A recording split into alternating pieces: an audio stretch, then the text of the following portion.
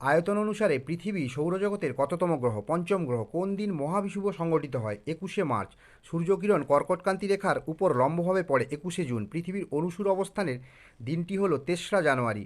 180 degree দ্রাঘিমা রেখার উপর অবস্থিত কোনো স্থানের প্রতিবাদ স্থান হবে 0 ডিগ্রি দ্রাঘিমা। কোনো একটি স্থান ও তার প্রতিবাদ স্থানের মধ্যে সময়ের পার্থক্য 12 ঘন্টা।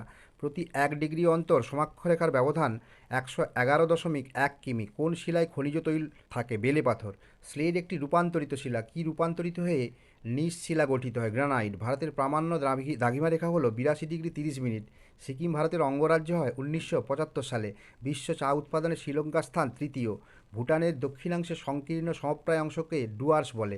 ভারতের বৃহত্তম তৈল শোধনাগারটি কয়ালি।